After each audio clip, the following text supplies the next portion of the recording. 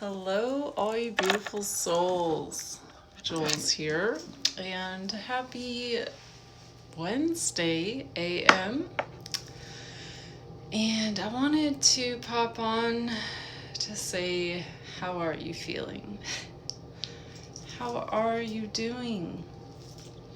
And I apologize because yesterday I did my videos saying there was a Gemini full moon, when in fact it was a Virgo full moon, which I had been telling you guys about for the past few weeks, but it just, I don't know, my wires got crossed. The eclipse energy at its finest got me, so I apologize. So happy Virgo full moon and eclipse with that wonky energy. Was not able to see it here in upstate New York due to the cloudiness and sleet and a little bit of snow. So yeah, but I was going to do our crystal a day tonight to start with the zeolites, but I really just wanted to take this time to do a check-in and to tell you a little bit about what's going on in my life. So I came home today and my neighbor is like, "Are you almost home?" And I thought, because she tells me she waits up to make sure I come home from work. I don't know, she does it every night, but she waits till 11 p.m. and sees me come in and then goes to bed. So she's kind of like my mom, my mom neighbor. And she's like, "Are you home yet?" And I had stopped off at the grocery store after work to pick up some groceries. So I was like, I'm on my way, had to stop at the grocery store. And I'm thinking, maybe someone had broken in, or because there's been problems with someone going in her back garage. And so I was thinking maybe she caught them or something. So she's like, "Come by if you can when you get home." So I stopped by, and our neighbor, so she's my neighbor, and then her neighbor next to her is like he's in his 30s, I would say 38, because he's younger than me. I'm 39. He might have been 36, not sure. But he was younger, and he did have a drug addiction. I believe his choice was heroin, and he died. But he had been in his house for weeks, maybe a month. So it just really took me by shock, because we all knew he had a drug problem. Everyone on the block knew he had a drug problem. Apparently he told the neighbor across the street that he heard voices. So you could see there's a mental health issue there. His mother had passed away 2 years ago. His father, he doesn't speak with, who lives in Texas. So he kind of was a loner. He didn't have anyone. He had no friends, as drug addicts usually don't. He had no girlfriend, no brothers and sisters. Not sure if he has any aunts or uncles, but he had no one for him. And he had no one to identify his body when he died. So when the police came over, because I'm at work, my poor neighbor, Vicky, had to identify him.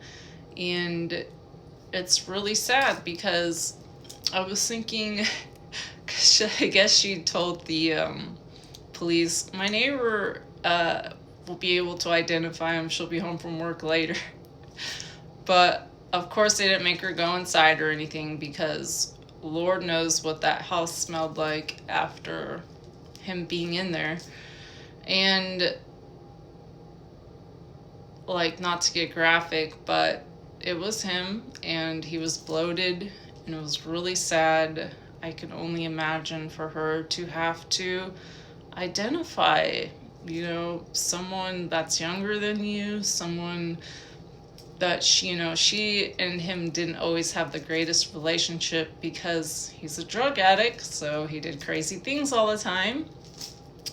But having to be there to identify him, it's trauma.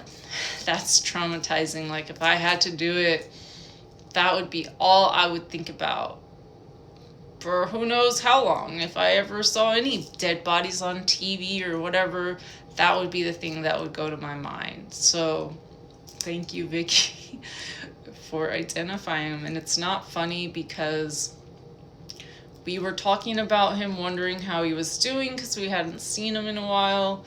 And she's like, yeah, I saw him, you know, the other week. And I'm like, yeah, if you saw him the other week, he's fine. He's just probably doing what he does, but he wasn't fine. And Gemini lately had been running up over there on his porch, smelling under the door. I didn't think anything of it. I just think she was smelling for cats. She would go down his driveway all the time. She'd be going over there and polling, but I didn't take that time to knock on the door. I would just like run up on his porch and grab her and think he would be coming out, but I should have took the time to knock on the door, ask how he was, maybe even look in his window. I just feel really bad because I know that house will never be bought now. After someone dies in a house, especially because the smell of that house, from what I heard beforehand, he couldn't even sell that house. So now the fact that someone has died in it and the body has been there, that house is going to have to literally be torn down or like kills on the wall. You know, the kills chemical stuff. But I wanted to talk about this because so many of us are dealing with ironic, intense, unknowing times right now, and just weird situations, really not knowing how to or what we could have done. So I just want to say, if you know someone that's struggling with an addiction, please reach out to them, check in on them, try to give them help, because Lord knows that was me at one time, and I did get help and I was revived, but it really hits home because addiction is so powerful and it is such a horrible disease. So to die by yourself, it just, even though we weren't close, it still hurts because he was a human being. He might have not been a good human being, but he was lost. And no one deserves to die alone, especially when you're that young. It's sad. It's really sad. So I hope you guys are doing better than I am. So I'm not going to be doing any crystal video because my mind's just not right now. So I've been getting things mixed up with this eclipse and I'm ready to get out of it. Like, this 2 weeks after eclipse phase can be done. I don't manifest during eclipses. I don't put out moon water. I don't do any of that because I don't want any of the energy, and that's just me. Some eclipses you might like and may be more gentle, but this one I'm not feeling at all. So be gentle with one another. And also, my dear friend is going into surgery tomorrow, John. So if you could pray for him, he is getting neck surgery. So please pray for him if you feel called to, that everything goes good. All right, you guys, much love and light, and I'll see you guys all tomorrow for a really cool piece. So stay tuned. Jules.